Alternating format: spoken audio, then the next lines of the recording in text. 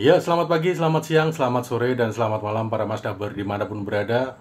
Berjumpa lagi dengan Masdab Entrepreneur yang hobi traveling serta goes.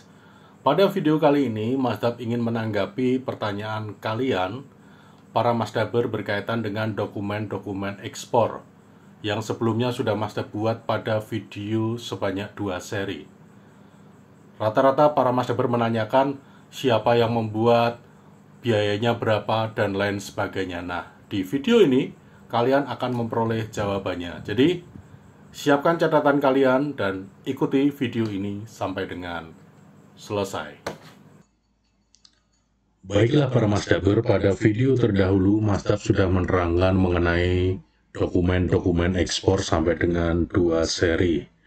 Nah, dikarenakan banyak pertanyaan dari para Masdaber mengenai dokumen itu lebih lanjut, baiklah kali ini Masdab akan menerangkan mengenai jenis-jenis dokumen ekspor itu yang membuat siapa dan berapa biayanya.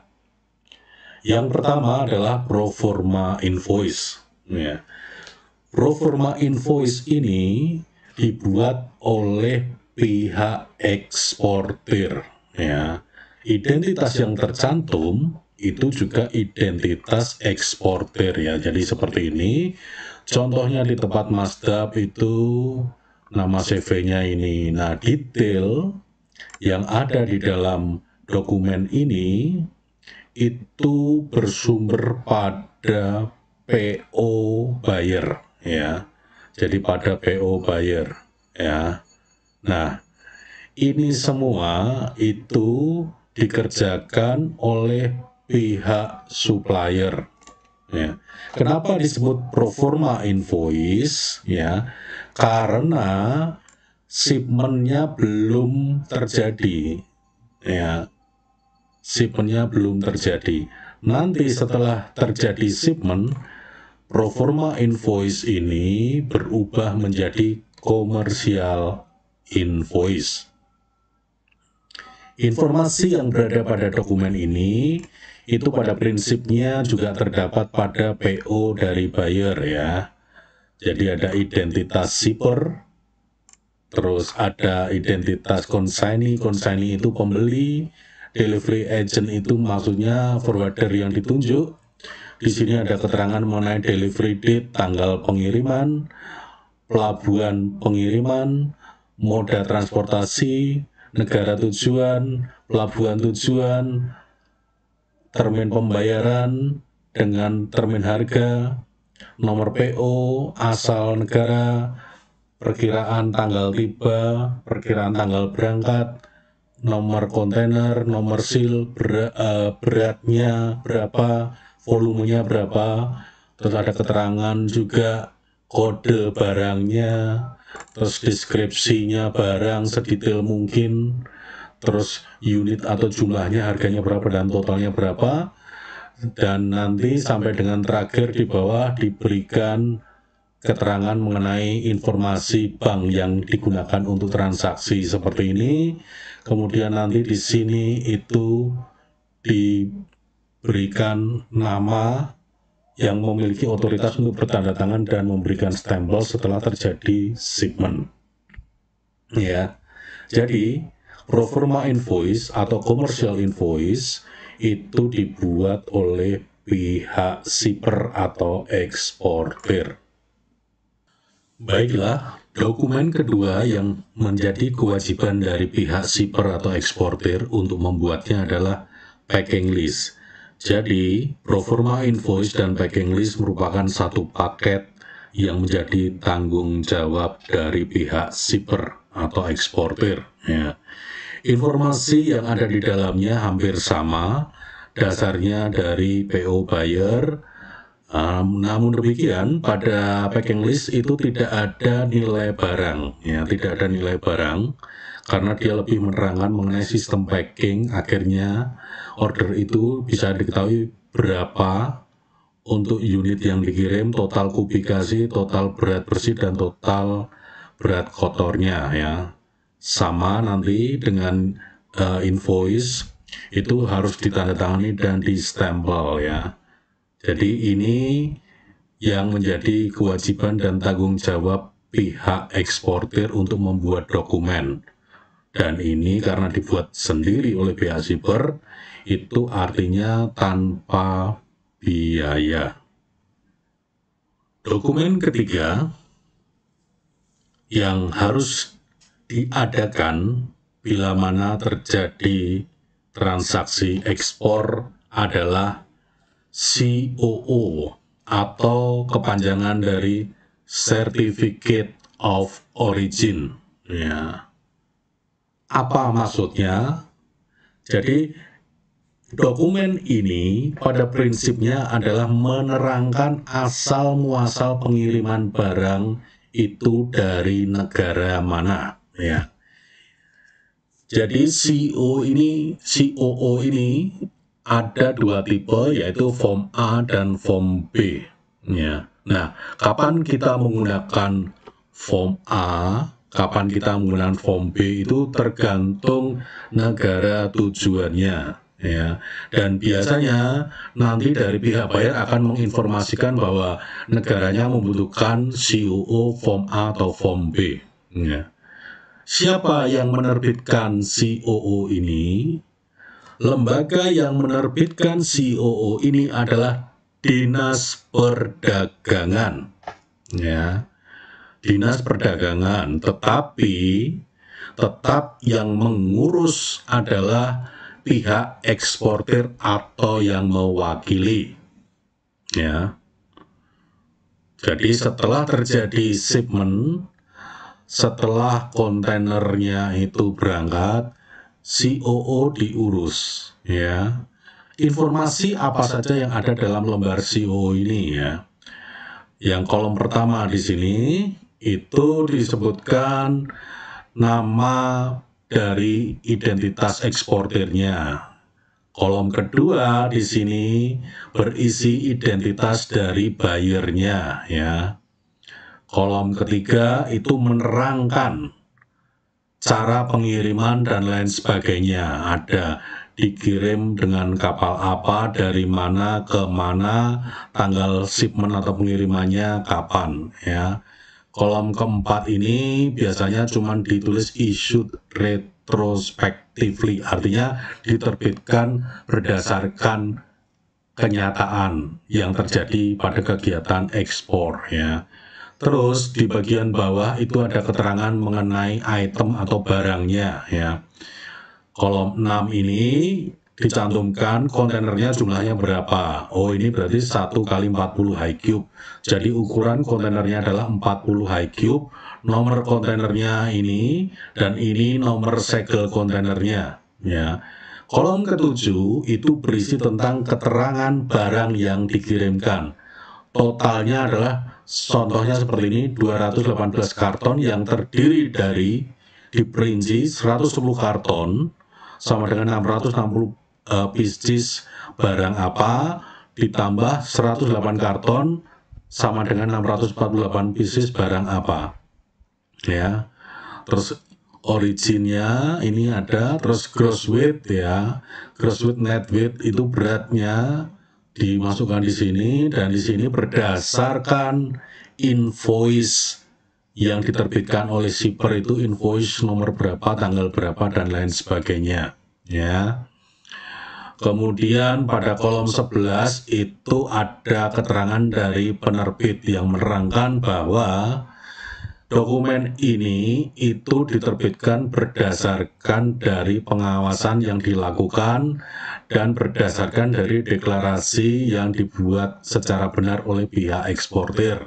Nah, kolom 12 ini adalah untuk eksportirnya yang menyatakan bahwa informasi tersebut di atas adalah benar adanya dan lain sebagainya, ditandatangani oleh eksportir atau pihak yang diberi kuasa dan diberi stempel.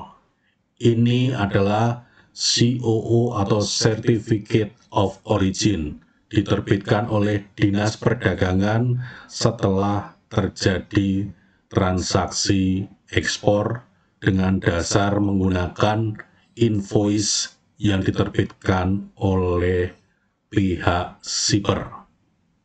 Dokumen COO ini biasanya ada biayanya. Namun demikian, perbedaan biaya bisa saja terjadi tergantung dari pihak yang kita beri mandat untuk mengurusnya. Rata-rata harga CO di kisaran 100 sampai 150 ribu rupiah. Baiklah, sebelum video ini dilanjutkan, silakan berikan dukungan kalian dengan cara di like dan di subscribe. Dan kalau kalian nanti masih memiliki pertanyaan terhadap konten video ini, silakan kalian tuliskan pada kolom komentar di bawah video ini. Nanti akan Mas Dap jawab. Oke, mari kita lanjutkan dengan pembahasan mengenai dokumen ekspor dan siapa yang harus membuat. Dokumen ekspor selanjutnya adalah sertifikat fumigasi atau fumigation certificate atau certificate of fumigation. Apapun istilahnya, ini adalah dokumen yang dibutuhkan pada saat kita melakukan ekspor. Disclaimer, untuk sertifikat fumigasi ada dua versi ya. Versi yang umum adalah seperti yang ada di layar contohnya ya. Jadi siapa yang berhak menerbitkan sertifikat fumigasi pada contoh di layar itu adalah pihak atau institusi atau instansi yang melakukan fumigasi pada saat selesai loading kontainer. Dalam hal ini contohnya adalah pihaknya JavaPes. Dia yang melakukan fumigasi, yang setelah selesai loading barangnya sebelum disegel kontainernya difumigasi ya. JavaPes ini ya. Nah, di sini prinsipnya sertifikat fumigasi di sini menerangkan secara ringkas proses fumigasi yang dilakukan. Tentunya sebagai dokumen dia harus memiliki nomor register, yaitu nomornya ini. Terus ada keterangan consignment, itu artinya barang yang dikirim itu 1x40 high cube kontainer. Jadi dia melakukan fumigasi pada kontainer berukuran 40 high cube sebanyak 1 kontainer. Total karton yang difumigasi 2018 karton ya. Terus isinya apa juga diterangkan. Terus berdasarkan PO dari buyer nomor berapa juga diterangkan ya. Setelah itu baru identitas dari eksportirnya ya, seperti ini. Ini contohnya. Terus yang berikutnya identitas dari buyer atau consignee, itu seperti ini contohnya. Notify party adalah pihak yang diberitahu bila mana terjadi shipment. Dalam hal ini ditulis same as consignee karena yang menerima info itu hanya pihak buyer ya. Setelah itu juga ada informasi mengenai berat ya. Gross weight itu berat kotor, net weight berat bersih. Shipping mark itu berdasarkan barang yang dikirim itu biasanya sudah ada shipping marknya, makanya terus ditulis as attached on karton ya. Terus port of loadingnya sama, itu sesuai dengan kenyataan Semarang. Tujuannya, pelabuhan tujuannya juga disebutkan, dan setelah itu baru detail mengenai kegiatan fumigasi. Date and place of fumigation, jadi tanggal dan tempat di mana fumigasi dilakukan. Di sini contohnya pada tanggal 8 Oktober 2020, lokasinya di tempat shipper, alamatnya ini ya. Metode dari fumigasinya ya, fumigation ini metodenya itu adalah container space fumigation. Jadi fumigasi yang dilakukan di dalam kontainer. Carried by ini mengenai kapal yang digunakan ya, dari pelabuhan Semarang itu contohnya pakai Seoul Blue nomor sekian. Nanti kalau ada transit itu pindah kapal, dia menggunakan APL Sentosa nomor sekian ya. Tidak lupa yang penting juga untuk dicantumkan adalah nomor kontainer dan nomor segelnya seperti ini ya. Dan tentu saja juga harus diterangkan tentang material yang digunakan untuk fumigasi dan dosisnya berapa. Di sini disebut metil bromid gas 48 gram per kubik meter. Periodenya 24 jam dan suhunya 29 derajat Celcius ya.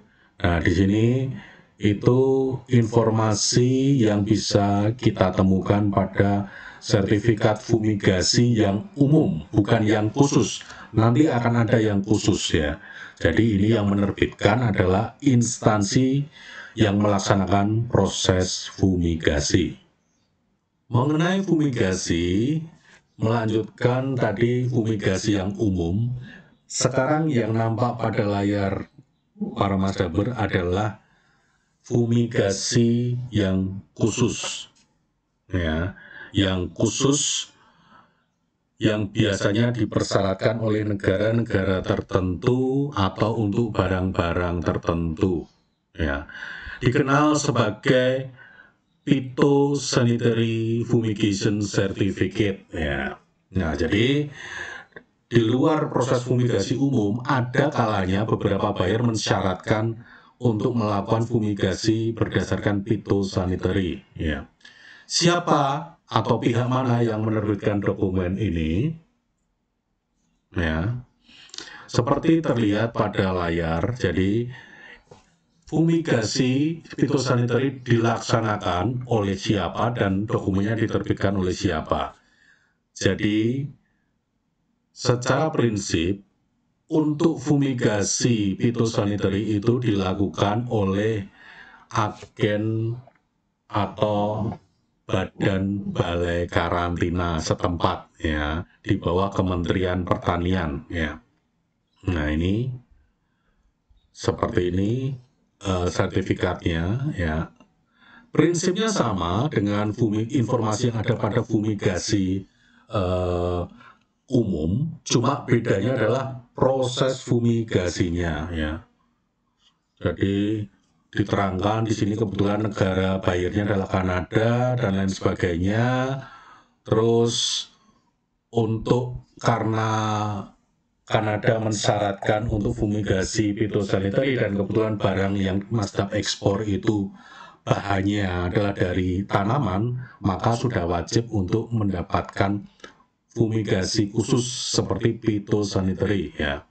Jadi informasinya di sini juga diterangkan bahannya ya, tanamannya apa yang digunakan untuk membuat produk tersebut. Di sini disebut water hyacinth itu enceng gondok and mendong basket. Mendong itu sejenis rumput gajah ya. Ini diterangkan di dalam sertifikat ini ya. Terus ada semua informasi di dalamnya. Terus di Romawi ketiga ini diterangkan kapan dilaksanakannya ya, tanggal 25, terus bahannya metil bromid 48 gram per meter kubik ya, treatmentnya fumigation, terus sistem fumigasinya durasinya 24 jam dalam kondisi temperatur 25 derajat ya. Terus pelaksananya itu dari balai karantina bisa menunjuk yang certified party atau pihak yang sudah menjadi rekanan untuk melakukan fumigasi ya.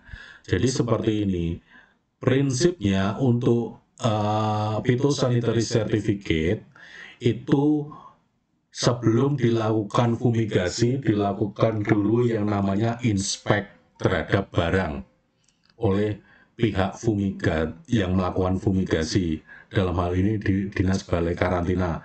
Setelah didata, dicek fisiknya, baru dilakukan proses fumigasi dan nanti akan muncul untuk sertifikat fumigasi yang khusus phytosanitary diterbitkan oleh Kementerian Pertanian yang diwakili oleh Balai Karantina ya. Dan ini biayanya juga bervariasi tergantung area atau wilayah dan tergantung pihak yang diberi kuasa untuk mengurusnya. Tetapi biasanya untuk fumigasi phytosanitary ini lebih mahal daripada fumigasi umum Kalau fumigasi sebelumnya yang umum itu biayanya dokumen itu sekitar 250 sampai 400 ribu. Nah, kalau yang phytosanitary ini dia tembus sampai 1,5, 2 juta, bahkan ada yang 3 juta, tergantung area dan tergantung kepada siapa kita memberikan kuasa pengurusannya. Dokumen ekspor selanjutnya yang dibutuhkan itu bernama Bill of Lading atau yang terkenal dengan singkatan BL. Ya. Nah, Bill of Lading ini memegang peranan yang sangat penting di dalam transaksi ekspor. Ya. Kunci dari transaksi ekspor untuk bisa mengeluarkan barang itu membutuhkan Bill of Lading. Ya. Jadi ini merupakan dokumen inti dari transaksi ekspor. Ya. Siapa pihak yang menerbitkan Bill of Lading atau BL ini? Bill of Lading biasanya diterbitkan oleh pihak shipping line atau pihak forwarder. Ya. Jadi ibaratnya Bill of Lading adalah surat jalan yang menerangkan perjalanan kontainer dari negara pengekspor sampai dengan ke negara pengimpor atau negara tujuan buyer. Ya. Seperti biasa, karena ini adalah dokumen, maka dia harus mencantumkan nomor dokumennya, nomor BL, ya, BL number. Setelah itu ada info mengenai pengirimnya, konsignor atau shipper, ya, kadang ditulis shipper, itu identitas eksportirnya. Consignee adalah penerima atau buyernya. Notify address itu adalah pihak yang diberitahu, misalnya buyer ini menunjuk pihak ketiga, nanti identitasnya harus dimasukkan di sini. Ya. Dan di dalam Bill of Lading ini juga ada informasi mengenai alat transport yang membawa kontainer tersebut, keterangannya. Jadi dari pelabuhan di Semarang, contohnya ini diangkat atau diangkut dengan kapal bernama Seoul Glow, nomor pelayarannya ini dari Semarang. Ya. Setelah itu nanti biasanya ada transit untuk diganti kapal yang lebih besar. Nah, disebutnya ocean vessel. Ini nama kapalnya, ini nomornya. Port of discharge ini adalah bongkarnya nanti di pelabuhan negara tujuan mana. Contoh di sini adalah Los Angeles, California. Dan tujuan terakhir pengiriman kontainernya adalah di warehouse di kota Dallas, Texas. Jadi pelabuhan itu belum tentu tujuan terakhir. Pelabuhan adalah hanya untuk bongkarnya kontainer. Nanti dia dikirim ke Dallas, Texas. Karena Dallas, Texas ini tidak memiliki pelabuhan, makanya dia menumpang di pelabuhan Los Angeles. Di sini juga ada keterangan, ya, freight payable at. Di sini ditulis destination. Jadi freight kapal atau biaya kapal dibayar di mana? Di tujuan. Karena apa? Mazdab menjual dalam termin harga FOB. Jadi freightnya ditanggung oleh buyer. Ya. Terus di sini ada keterangan jumlah dokumen BL halaman originalnya ada berapa? Ada 3. Ya. Nah, di bagian bawah di sini ini adalah keterangan mengenai detail dari apa yang dikirim, ya. Jumlah kontainernya 1 kali 40 high cube, ya. Kontainer set STC itu set to contain, jadi menyatakan isinya adalah 218 karton, ya, dengan detail seperti ini, ya. Shippers load and count and seal. Jadi yang melakukan loading itu shipper, yang menghitung shipper, dan yang memasang segelnya shipper. Ya. Di sini ada keterangan mengenai gross weight, ya. Terus ini adalah volume atau kubikasinya dikirimnya pada tanggal 10 Oktober ship on board. Jadi ini artinya tanggal kapal berangkatnya, bukan tanggal proses loadingnya. Terus tidak lupa ditambah tulisan freight collect, itu artinya biaya kapal ditagihkan di negara tujuan atau ditagihkan kepada penerima. Ya, di sini keterangannya untuk nomor kontainer, ukurannya, nomor segelnya, kuantiti kontainernya, kuantiti kartonnya, CY itu artinya prosesnya loading dilakukan itu langsung di tempat shipper ya, full kontainer ya. Ini beratnya di sini. Terus keterangan umum seperti biasa ya. Terus nanti ada tanggal diterbitkan di mana, terus agennya siapa atau forwardernya siapa, terus dikasih stempel dan lain sebagainya ya. Nah, ini adalah yang umum ya, dokumen pengiriman atau surat jalan yang umum, namanya bill of lading ya. Biayanya berapa? Ini tidak bisa dilepas hanya dokumen ini. Jadi biaya yang dicaskan nanti itu all in ya, termasuk semua dokumen, handling dan lain sebagainya. Itu kalau di tempat Mazda itu sekitar 5 juta sudah komplit ya.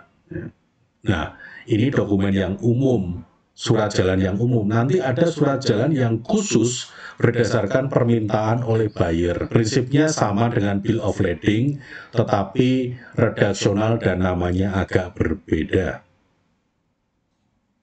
Selanjutnya, yang sebangun dan serupa atau yang fungsinya sama dengan bill of lading atau BL tadi disebut dengan FCR atau Forwarders Cargo Receipt.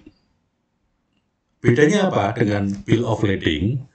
Bedanya hanya pemahaman penerbitan dokumennya. Kalau buyer itu nanti meminta eksportir menggunakan FCR bukan BL, artinya yang dilihat adalah tanggal diterimanya kontainer ya. Tanggal diterimanya kontainer, bukan tanggal kapal berangkat, tetapi tanggal kontainer diterima oleh pihak forwarder ya. Beda ya. Kalau tadi bill of lading atau BL itu tanggalnya berdasarkan kapal berangkat. Kalau FCR tanggal yang disampaikan adalah tanggal berdasarkan kargo diterima atau kontainer diterima. Biasanya itu ditanggali pada saat proses loading ya. Jadi kalau seperti di sini contohnya 25 Januari, berarti 25 Januari itu terjadi proses loading dan kontainer kembali pada tanggal 25 Januari ya. Masalah nanti jadwal kapalnya berangkat kapan itu tidak terlalu masalah. Bagi buyer yang utama adalah kapan shipper atau eksportir itu melakukan proses loading ya. Informasinya sama dengan yang ada di bill of lading, ada shipper, ada consignee, ada nomornya FCR ya, portnya di mana dan lain sebagainya, nomor PO dari buyer, ada keterangan kapal yang digunakan, tanggalnya berapa ya, terus tempat diterimanya kontainer di mana, port of loadingnya di mana, port untuk bongkarnya di mana, terus pengiriman terakhirnya kemana dan lain sebagainya, sama persis informasinya dengan yang ada di bill of lading ya. Jadi ini hanya beda tipe saja surat jalan. Yang tadi yang pertama bill of lading itu yang umum, kalau FCR ini yang khusus by request. Jadi berdasarkan permintaan buyer ya. Ada keterangan dan lain sebagainya. Nanti seperti tadi breakdownnya, jumlah karton ada, terus breakdown-nya juga ada, beratnya, kubikasinya dan lain sebagainya ya. Di situ ada semua ya. Ini juga diterbitkan oleh pihak forwarder. Jadi pihak forwarder ada dua jenis. Itu bisa menerbitkan Bill of Lading atau BL atau Forwarders Cargo Receipt atau FCR ya. Biayanya sama untuk forwarder kalau di tempat Masdap itu all in ya semua, termasuk handling, terus dokumen, terus misalnya fiat dan lain sebagainya, itu sekitar 5 juta dengan catatan pelabuhan di Semarang, lokasi pabrik di Bantul. Terima kasih bagi para Masdaber yang sudah mengikuti video ini, mencermati video ini dan membuat catatan-catatan dari konten video ini. Seperti biasa, berikan dukungan kalian pada channel Masdap Indonesia dengan cara di like video ini, dan tentu saja kalau kalian belum subscribe silahkan subscribe sekarang juga. Tetap jaga kesehatan, tetap semangat, dan salam Indonesia.